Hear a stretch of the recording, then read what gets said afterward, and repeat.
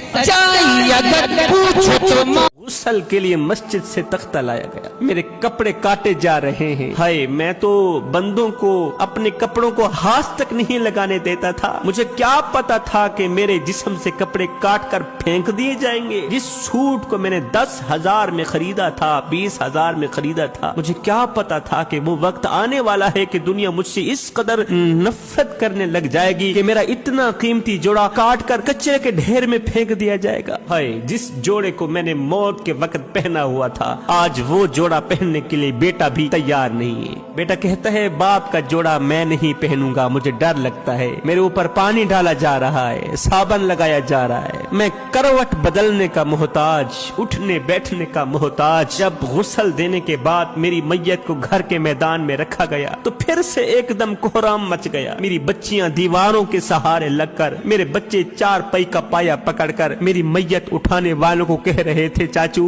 अब्बू को कहाँ लेके जा रहे? अब्बू तो जा रहा है, हमारा क्या बनेगा? अल्लाह अकबर, आज दुश्मन भी तेरा मुंह देखने आ रहा है, आज जमाना तेरी जियारत करने को आ रहा है। ईमान से बता, क्या ये तेरा काला मुंह दिखने के काबिल है? ये गुनाहों में डूबा हुआ मुंह दिखने के काबिल है? अब दुनिया वाले तो तेरा चेहरा देखने के लिए तैयार बैठे, कहीं ऐसा ना हो कि इस चेहरे को देखने के लिए रब तैयार ना हो, इस चेहरे को देखने के लिए मुस्तफा करीम तैयार ना हो। हमने तो काफूर की धुनिया भी दे डाली, गिलाफ भी चेहरे पर रखवा दिए, मदीने के इतर भी लगा दिए। खुदा पाक की कसम, अगर अल्लाह ने इस चेहरे को ठुकरा दिया तो फिर लाख इतर लगाने के बाद भी ये चेहरा किसी काम का नहीं, लाख काफूर की धुनिया देने के बाद भी ये चेहरा किसी खाते का नहीं है। खुदारा मेरे भाइयों, मुराकबा किया करो। 4000 बंदा मेरा जनाजा पढ़ने के लिए आया था, लेकिन मेरे साथ खबर में जाने के लिए एक भी तैयार नहीं है। जनाजा पढ़ते ही सारे एक एक करके चले गए। मुराकबा किया करो। मुझे लहद में उतारा जा रहा है और मेरा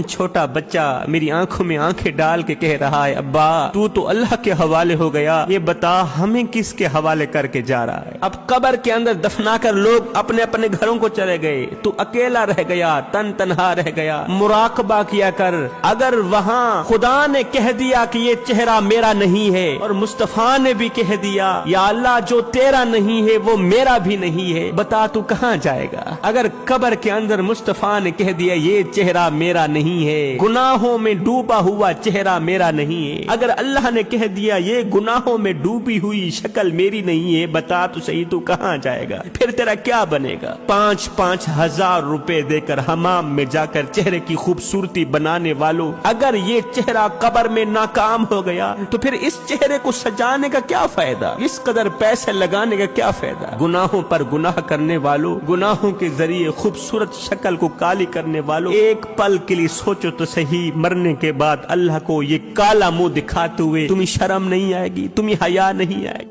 मेरा काम चमक जाए, मेरी तिजारत चमक जाए, मेरा लिबास अच्छा हो, मेरा घर अच्छा हो, लेकिन बहुत से बनाने वाले ज़ेरे खाक हो चुके हैं। आज उनकी हड्डियां भी खत्म हो चुकी हैं। जिन कीड़ों ने उनके गोश्त खाए होंगे, उन कीड़ों को भी अगले कीड़े खा चुके होंगे। कब्र की तपश से उनकी हड्डियों को गला दिया होगा, उनके गोश्त को उड़ा दिया होगा। वो हुस्न जमाल का पैकर जो कब्र में चूर चूर बना पड़ा था, उसे भी हवाओं ने सलामत ना रखा। एक जालिम हवा का झोंका आया, इस वजूद को हवा ने इस तरह फिजा में बखेर दिया जैसे वो कभी माँ के पेट में आया ही नहीं था। और ये कौन सी जिंदगी है जो 4 कदम चलकर साथ छोड़ जाए? ये क्या खुशियां हैं जो 4 दिन साथ रहकर उसके बाद खौफनाक गड्ढे में जाकर फेंक दे? और ये इक़्तिदार कौन सा इक़्तिदार है जो अभी कुर्सी पर बैठे भी ना थे कि निकाले गए? और ये हुस्न कैसा हुस्न है जो चंद साल बाद मेकअप का मोहताज हुआ, जब मेकअप ने भी साथ छोड़ दिया। फिर लाख झरियों को छुपाया, लाख होंठों की सियाही को छुपाया, लेकिन क्या करें, इन जालिम झरियों ने तो आकर खूबसूरत चेहरे का सत्यानाश कर दिया।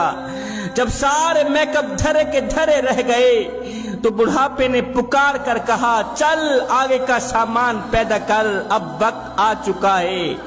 ये हुस्न जमाल की जगह नहीं है, یہ دنیا آرائش کی جگہ نہیں ہے، یہ دنیا نمائش کی جگہ نہیں ہے۔ جوانو، اس سے پہلے کہ یہ وقت گزر جائے، کاش میری بات تیرے دل میں اتر جائے۔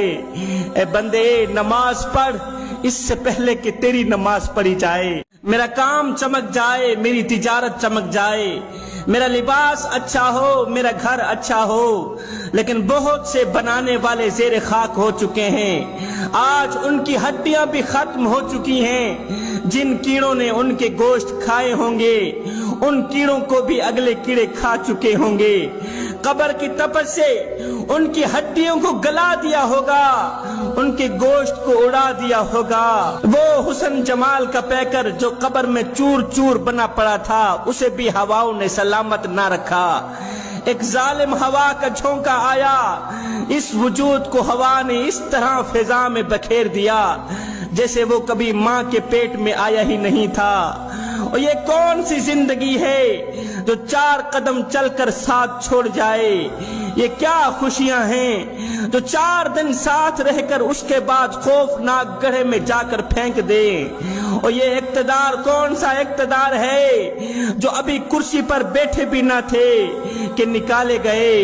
اور یہ حسن کیسا حسن ہے جو چند سال بعد میک اپ کا محتاج ہوا، جب میک اپ نے بھی ساتھ چھوڑ دیا۔ پھر لاکھ جھریوں کو چھپایا، لاکھ ہونٹوں کی سیاہی کو چھپایا، لیکن کیا کریں، ان ظالم جھریوں نے تو آ کر خوبصورت چہرے کا ستیہ ناش کر دیا۔ جب سارے میک اپ دھرے کے دھرے رہ گئے تو بڑھاپے نے پکار کر کہا، چل آگے کا سامان پیدا کر، اب وقت آ چکا ہے۔ یہ حسن جمال کی جگہ نہیں ہے، یہ دنیا آرائش کی جگہ نہیں ہے، یہ دنیا نمائش کی جگہ نہیں ہے۔ جوانو، اس سے پہلے کہ یہ وقت گزر جائے، کاش میری بات تیرے دل میں اتر جائے۔ اے بندے، نماز پڑھ اس سے پہلے کہ تیری نماز پڑھی جائے۔ دے کر حاضر پھر بھائی